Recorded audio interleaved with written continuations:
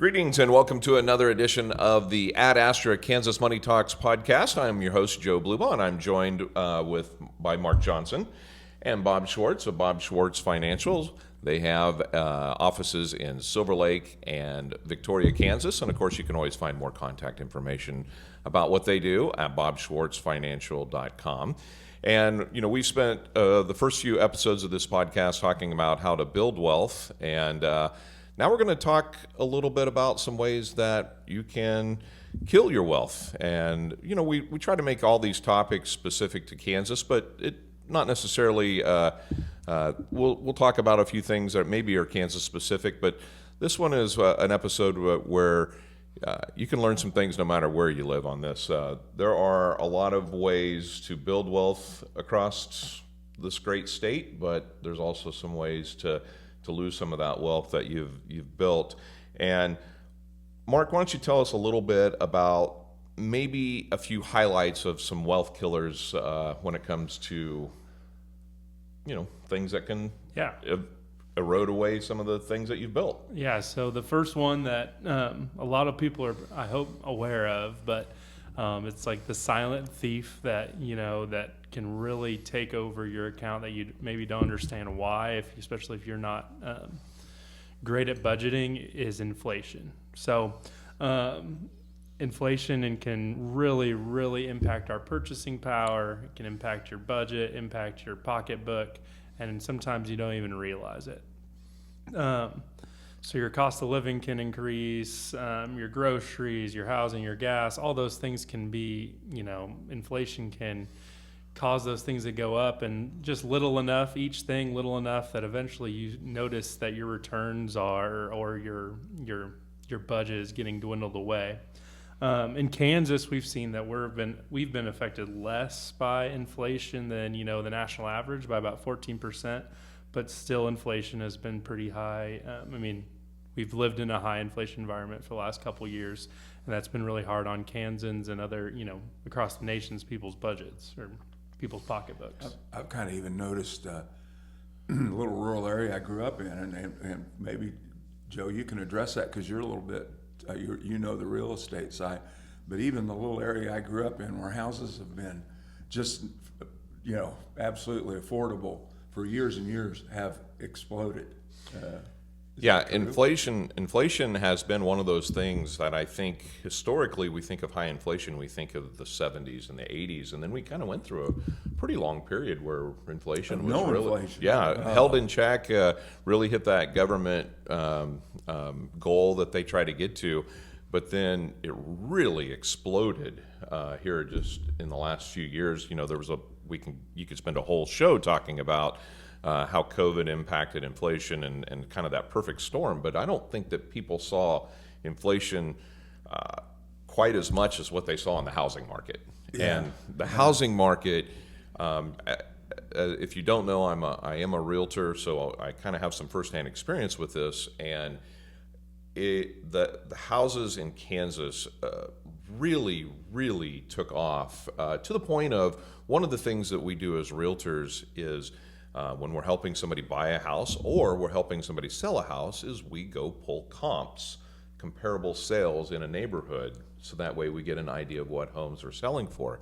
And, you know, it's when I pull comps, I'm going to look at the last year, maybe 18 months worth of sales. And at the height of this inflation and the housing market exploding, I would not pull a comp unless it was within 30 to 60 days. That's how much inflation was hitting the housing market during that time frame.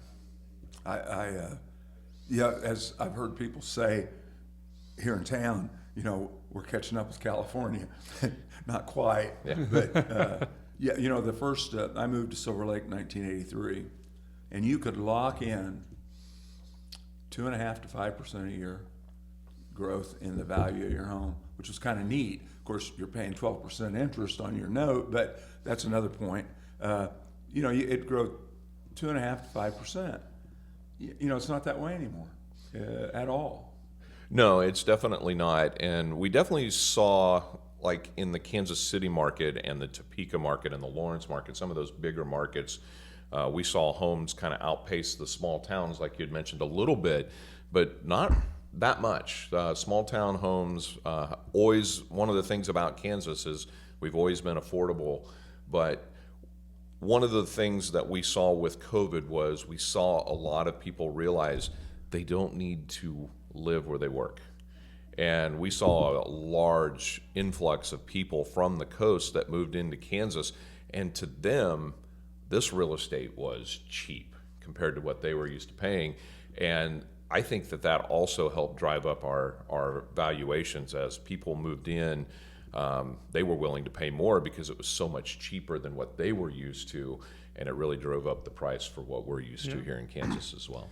What are some investment options, Bob, for people that want to fight inflation? Equity investing. Yeah. Equity. That's a loaded question, but there's risk. We all face risk with our portfolio, and one of the main risk is the risk of our money not keeping up with that buying power. Yep. Equities have historically outpaced inflation. Now, that doesn't mean when inflation goes up 7%, they go up 9%. That doesn't mean that at all. But historically, over 10-year periods, equity has outpaced inflation. And the key thing we don't want to have, and I'm going to use an example, had a client come in that had been in fixed, had a new client come in, had been in fixed their entire career. And they had $500,000 saved up, which is a lot of money. Okay, but they had never been in equity. So quite honestly, they'd saved $500,000 in a mattress, and it had not kept up with inflation. When I started in the industry, $500,000 would have knocked us over.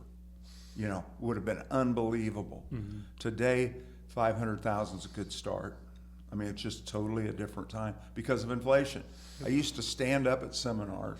We used to have seminars when I first started almost 50 years ago, and we'd talk about the cost of a brand new car today is $2,300, and someday, they say by the year such and such, it's going to be $25,000.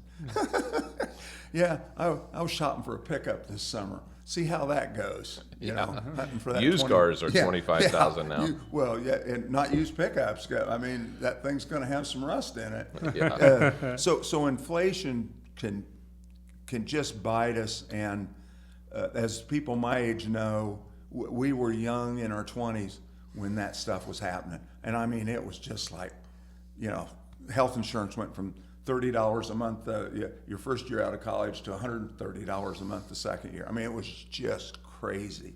And 2 years ago, we saw a little bit of that, and everybody else got to experience that a little bit. Yeah, and one of the ways that the feds try to help pull inflation back are those raising the interest rates, and that's kind of what we're seeing now is, you know, after years and years and years of seeing those interest rates, you know, next to nothing, both for a return on your investment, but also for buying a house. It was really good interest rates. Now we're seeing that much higher, which is both good on the investing side because you're getting some interest back, but that makes it a little harder to keep up on inflation though when you're just investing on the interest. And it hurts new home building. It does, yes. Yeah. And so there's a sweet spot in there. And the first thing I want to say, you know, about what you brought up, Joe. In 1929, that depression lasted. We had one in 1898. It lasted like 6 years. 1929, really World War II is what brought America out of the Great Depression. Since then, we've had many recessions. The government's getting better at it every time. The recession we had 2 years ago in 2022, or 3 years ago, the Fed started doing what immediately? You know, inflation's a cancer on everybody. Mm-hmm. You know, if you don't have money in the markets and the markets go up, it helps some people, but it might hurt you because you weren't in the market. Inflation hurts everybody. And the way to fight inflation is to get people to quit spending and to quit businesses from borrowing. And so they drive up interest rates to have that slow down. And unbelievably, that's what stops inflation. I mean, it's the opposite of what we would all think. You know, we'd think, no, drop it, you know. But so consequently, when you have 20 years of very low interest rates, the piper's going to show up, and he's probably going to be a little bit more abrupt. And I'm quite honestly amazed that the Fed pretty much got that recession stopped within 15 months, which, I'm just like everybody else. I like to talk about how the government screws stuff up. Every now and then they get something right, and these periods of inflation, they seem to be getting better at as the years go by. Awesome. So, Mark, we know that inflation is a big challenge, and it can definitely be a killer of your wealth. What are a couple other things that people might hurt themselves with if they're not careful when it comes to retirement savings? Yeah. So the second one that I wanted to talk about was mismanaging your retirement assets. We see this a lot, or people not understanding their retirement assets and understanding the importance of them. But examples like overspending it, like even in retirement, overspending or underspending, whatever it is, not accounting for longevity, like outliving your savings, and then maybe how you're investing. Are you investing too conservatively, too aggressively? Those are all problems that could happen, So, yeah. Well, so you mentioned a couple of things in there that I think a lot of people are cognizant of the fact that they don't want to outspend their retirement savings. So, obviously you have longevity is a great thing. It can be a risk when it comes to that. Yeah. But one of the things that I've always thought is I don't want to underspend my retirement as well. Yeah.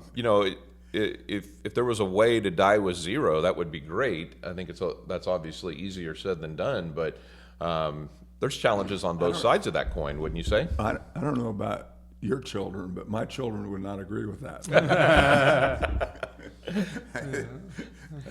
So there is when it comes to spending in retirement, there is a fine line to walk there, because you don't want to outlive your money per se, but at the same time, if you underspend, a lot of people continue to build wealth through retirement. And so I think that there's a fine line there as well. Wouldn't you say, Bob? There's three types of folks, and I'm not going to get into the psychology of money, but there are those of us, and I would fall into this category. I want to be a saver in retirement. I know you well enough. I know both of you well enough to know what you will want to be when you're in retirement. We're in the business we're in. We do what we do because we have a great desire to help people, but also we are investors. And so there's those type of people that they want to retire and they want to see their estate grow. Even though we say, I want to figure out, I want to have fun with my money. Yeah. We still want it to grow. There's others that do truly mean, let's amortize this out to when I'm 100 and let's have it at zero. And if I make it past 100, great, Yeah. But when you look at that balance, as we head into retirement, the thing and Mark kind of covered that is you don't want to make that one mistake that just blows you up. And I'm going to give a quick example of that. Had some wonderful clients that built up a wonderful retirement account value and wanted to travel. And so they decided to sell their home and buy an RV. They had already purchased the RV when I met them, had it paid for, then sold their house and had that money. And then they commenced to travel in the country. They thought they'd do that for 3 to 5 years. And then we'll pull back into Kansas, buy a house, and, have our retirement. So they did that. When about 2 years, everything's going perfect. 2008, they called me up and they said, we had to get new tires for and I said, yeah, that's expensive. And they go, yeah. But while we were in there, we were talking to the salesman. And we bought a RV. I said, well, great. And the RV they had was about, I would say, $150,000 RV. They spent $400,000 on one, and it deal wrecked them. It was a wreck. It was it put them into a position. And then what happened in 2009? We had a market correction, and it just devastated their portfolio because they were pulling out so much, or they pulled out so much money per month to pay for this, and that was a mistake that wrecked a retirement plan. And one mistake, you know. And you mentioned something that's important there. You said one word I think that's critical, and that's plan. And would you say that it's important for people to really go into retirement with a plan, something that probably you don't have to necessarily stick to it 100%, but you need to have a plan, and then you probably need to have some reviews of that plan from time to time, I would assume. Yeah, one thing that I think a lot of people maybe don't understand, like especially if you're 30 or 40, and like I didn't understand this till we got, going into the business, but there's going to be two parts of retirement where you spend a lot more than the others. Right at the beginning, when you're still pretty young and you want to travel and do those things you said you were going to do your whole working career, but you couldn't, I'm going to go take that trip, I'm going to go do that thing. So you're going to spend a lot of money up front. And there's going to be these lull years in the middle where you're kind of living your life, doing your thing, going to your grandkids' stuff, being around your family, being retired. And then at the end, we have healthcare, long-term care, things that are, again, going to ramp up your costs again. And you have to have a plan to understand, like, you should go do those things you want to go do. That's very important in your retirement. Mm-hmm. You need to understand there's going to be a time where you maybe can save and like build some funds up, but there's going to have to be a little bit there at the end to pay for those big costs. I would call that there's going to be a time when how much you have and how much you're saving isn't going to matter anymore, and that's because what you figure. And I can tell you guys this: at my age, you figure out my health is more important than my money. Not that money's not important, but as we age, they say the last 2 years of your life, it's some crazy percentage of the amount of money that you'll spend on healthcare in your life. You'll spend over 50% of that the last 2 years of your life, and just knowing that at this age, how often I go to the doctor, I can't. It's amazing what it costs Medicare. So would you say that maybe one of the things that people should do is not only leading into retirement, but once they're into retirement, they probably need to sit down with somebody from time to time just to review where they're at and make sure that they're still on track? Clients will forget where they're at. Yeah, like I had a phone call appointment last week with some clients, great friends, and he was just, I'm just concerned, market's high, what's going to happen? And I said, well, Bill, that we have 2 years of fixed money, where we're in T-bills and CDs and stuff, in case we have a recession, to take your income from.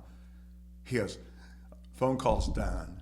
He goes, I forgot that you keep, and so when somebody's in retirement, Mark and I keep a substantial amount of that money, or at least we keep at least 2 years in reserve. Because if we have a recession, we're going to still have some income coming into that portfolio from dividends.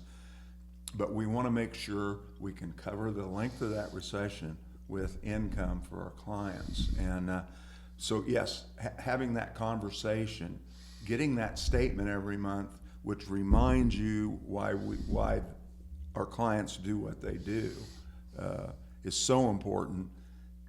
Building towards retirement, as we talk about every week, but even in retirement, having a plan and sticking with the plan. And part of that plan is not just your investments and kind of that withdrawal strategy, but there's also budgeting that goes along with that. One of the, once you get into retirement, your expenses play a huge part in how long your money will last as well. Would you say that could be a wealth killer as well, of people overspending? Yeah, budgeting. Well, sometimes it can be the other too. Sometimes people can't get around the idea of spending, and they've saved, and now they have to spend, and there's all these psychological factors. The other big thing would be that we haven't talked about is have a plan for your taxes, for your required minimum distributions, all those things that you kind of put off and don't think about, your Medicare costs, all those things. It's just great to have a plan and go in and make sure that you have, things figured out before you retire, not when you retire, and then figure it out. Have a plan maybe a couple years before, and even maybe try to trial out some of these things. Maybe this is a great idea I read about recently. Like 2 years before you retire, maybe you start working half-time. Maybe you start doing some of your spending strategies then. Maybe you just do it little by little. But those are all some great ideas.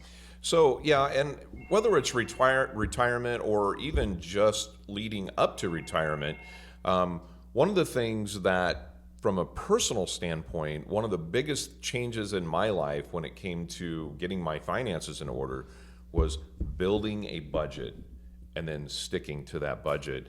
Because if you don't tell your money what to do, your money's just going to disappear, and you're not even going to know where it went to. Would you say that budgeting is important, Bob, when people are, or maybe a lack thereof a budget can be a wealth killer? Yeah, I hope that my son doesn't mind me talking about this, but they're having a baby, and so his wife is they're talking about her workload.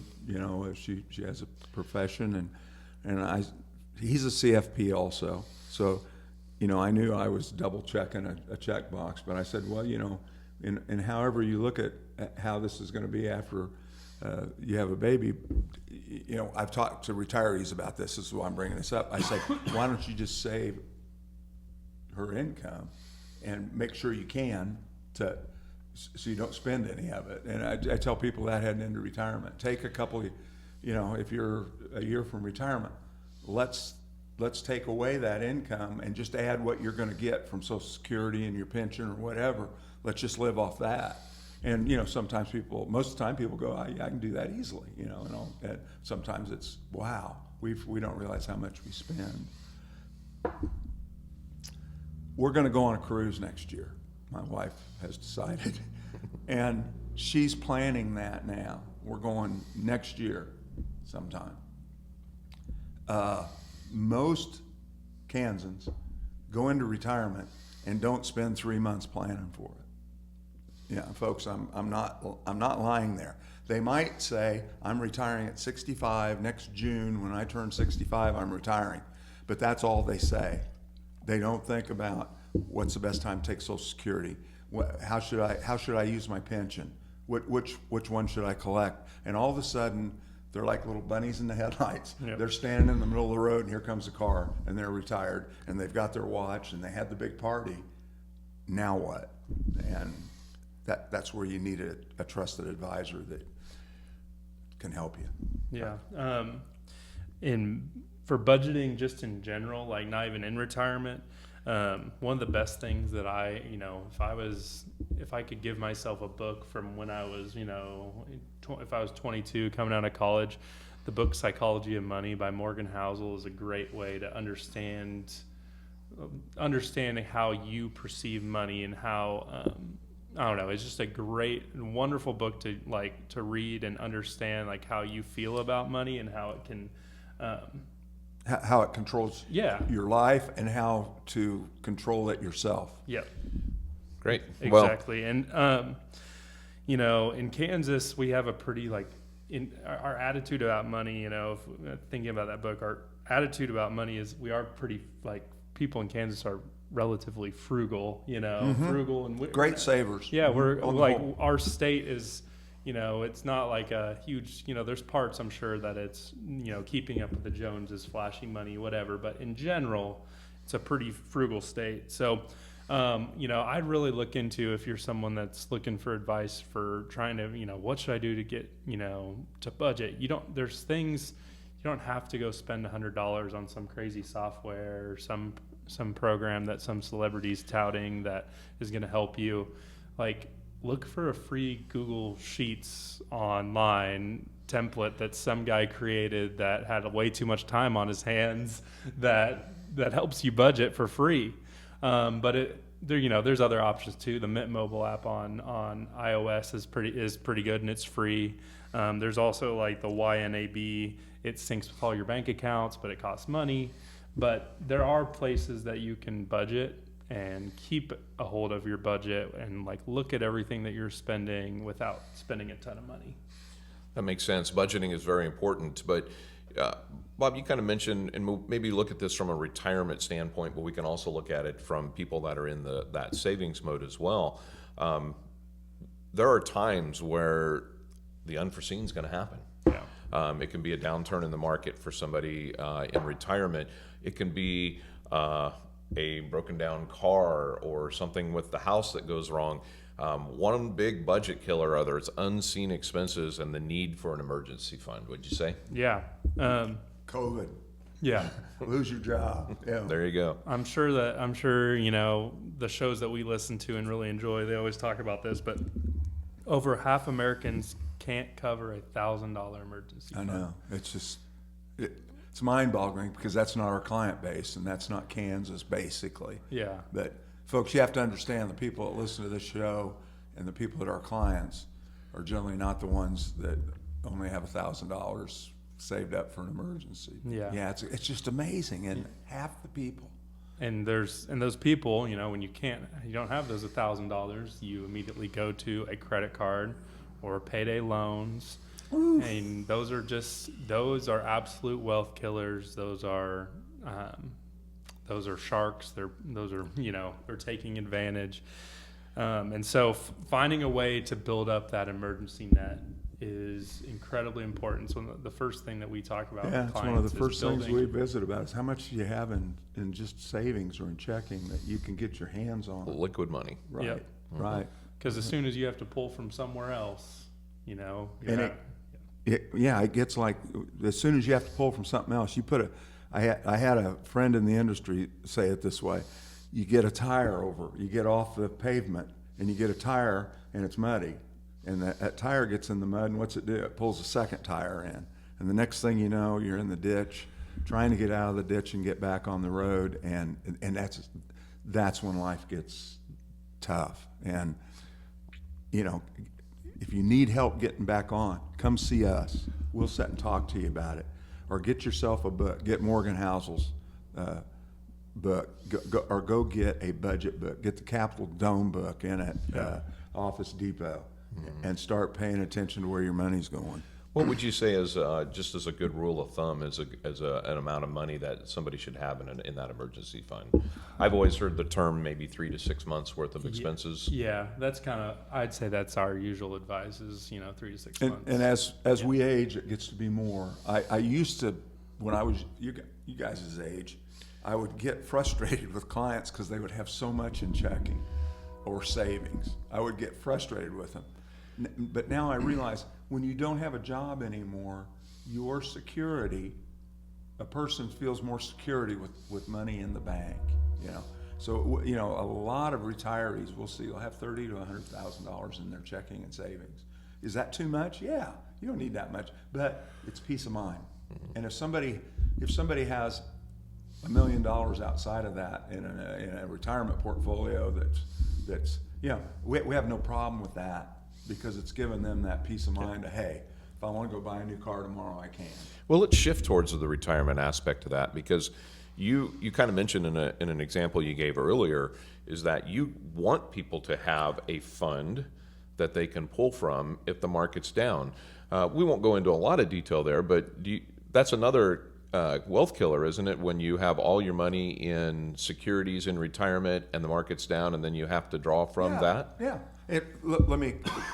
Here's a perfect example of a wealth killer. This is an ag producer calling me up and saying they've bought another farm, and they're 70 years old, and I know how much money they have with me, and I know how much farm ground cost, so I know that they went to the bank to buy that ground. And folks, you're building a net worth, but you're not building your income during retirement because you took on another note. So an example of this exactly would be, we had a client last week, they closed today on a farm property. We moved the cash Friday from his account where we had it in a safe investment, sold it, moved it to his checking account, and he's paying cash for that farm today. That's wealth building. The other is a wealth killer, and that they're the same thing, but different. But different. Just because there's 7% borrowed money in one of them, and there's 0% borrowed money in the other. All right. And then another wealth builder / killer, depending on how you look at it, are homes and cars. We've talked in prior episodes a little bit about real estate. We talked a little bit today in this episode about real estate. In general, real estate tends to be a great place to invest money if you do it wisely and you're careful and you buy at the right times and sell at the right times and aren't very careful with how much you're paying in interest rates. On the flip side of that, automobiles are, we all have to have them, and a lot of times automobiles are an extension of who we are. You kind of are what you drive in some ways, but at the same time, cars don't go up in value. Very few of them do. Cars can be a wealth killer. Yeah. Cars and homes are two of the biggest things, if you ever read Millionaire Next Door, that they talk about how, can really set people apart from becoming millionaires if you do those two things poorly. Vehicles, they depreciate immediately. As soon as you drive them off the lot, they're depreciating in value. 20%, right? Yeah. You drive it off the lot? As soon as they leave, they are losing their value. That, you have to pay insurance, you have to pay maintenance, you have to pay interest. If you took a loan out for them, they are an expensive investment. And for a lot of people buy a very nice car and then they take out a 7-year, 6-year, 84-month payment. Yeah. Payment 0% interest. Yeah, which is a lot. Which is a lie. Yeah, it's amazing to me because I get that I'm getting older and I tend to think to the good old days, quote unquote, but I look at the price of a new truck now and it's like, I think that's half of what I paid for my house. And it blows my mind that the price of a new truck nowadays. You spend $100,000 so fast on a truck and yeah. Yeah, it is really, really unbelievable. And I get it. It's in the housing market has gone up. We've talked about that. It's gone up drastically as well. But Dave Ramsey, who I don't agree with all the time. It's just like anybody. I don't agree. But one thing that Dave Ramsey is correct about is, somebody will call in and they'll say, well, just blah, blah, blah, and we've got a BMW and we've got a Mercedes and then we got a $700,000 house. And he'll just say, you don't have an income problem, you've got a debt problem. Just sell them, get rid of them, move. And of course, they own those because they're trying to be something. Maybe they're trying to be with whatever societal level they want to be at. But wow, if you can talk yourself into driving a car for another year, or I remember when I became debt free on cars. I remember we bought a new vehicle. And I remember the freedom that gave me. But one of the things you said, Mark, that's so important, in Shawnee County, you buy a car in Shawnee County, it's 10% tax. Yeah. So if you buy a $25,000 car, you're paying $2,500 in taxes. All right, so that's $27,500. Then you go down to the motor vehicle department, and you spend another $2,000 on property taxes, and you're like, oh my gosh! And you didn't buy a new car, you bought a used car. Yep. Mm-hmm. Now, again, houses don't have taxes on them when you buy them, but the property tax drag is pretty significant. When I read that book, The Millionaire Next Door, and they talked about the cars, and what is the behavior of true wealth building millionaires. With vehicles, and the common theme was shopping for quality used vehicles, and not necessarily from dealers, from pretty much doing their research and being willing to travel, to other places, maybe from, sell by owner, but finding used, taken care of vehicles that, not good quality, maybe very good quality, but they're getting them maybe with 30 to 40, 50,000 miles on them instead of buying them brand new. Yeah, I knew a guy at church that was the first guy that showed me that you could go online, shop for a car, and you could have it dropped right in your driveway. And I mean, he was a smart, made a lot of money, was a good investor, and I was just amazed. He had a new pickup dropped in his driveway from Detroit. You know, transportation cost and everything was substantially below what he could get it for in Kansas City and Topeka, and he just knew how to. Yeah, this was kind of in the early days of getting on the internet. And Mark's exactly right. Not that dealers are bad, but if you have your, so to speak, your car buying gun loaded and know what a car's worth, you know, you can do a lot better job. Yep. Well, same thing kind of goes with houses, and you know, you mentioned Dave Ramsey. One of my favorite sayings from him, and I use it as a realtor, and it's important to me, is I'll tell my clients this, and I'll give him the credit for it, but you know, a home is supposed to be a blessing, not a curse.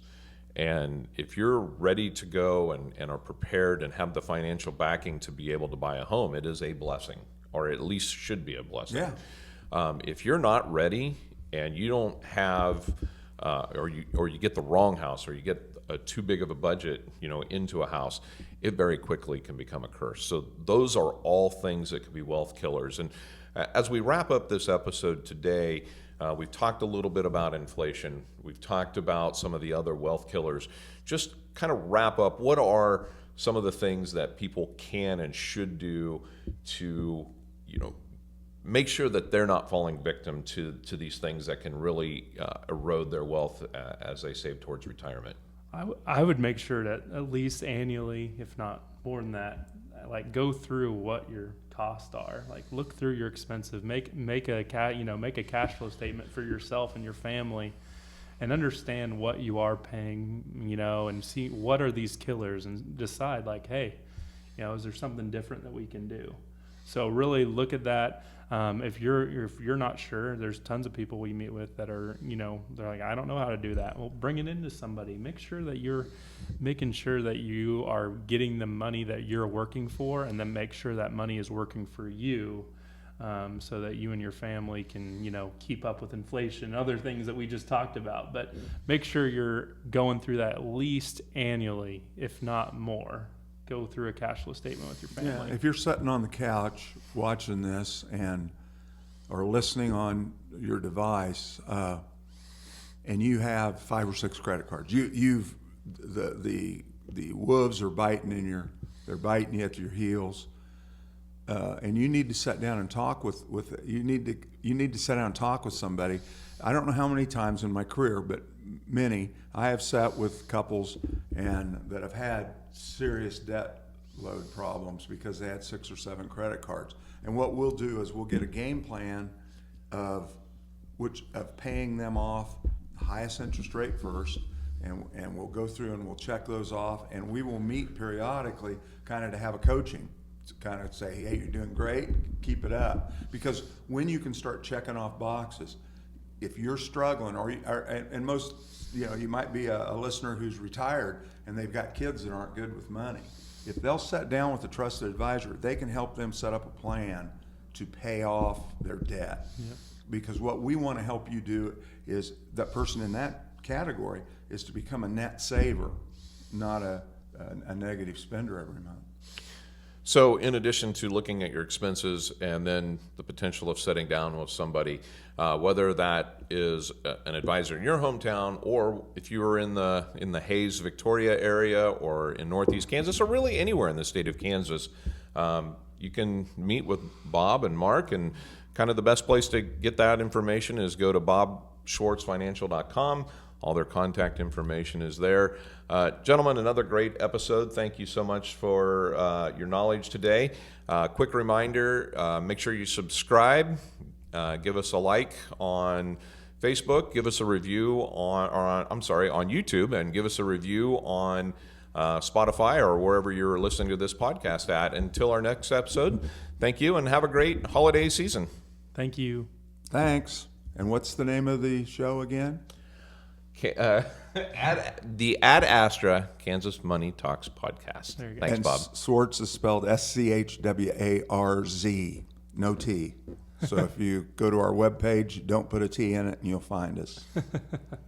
All right. Thanks, and have a great holiday season.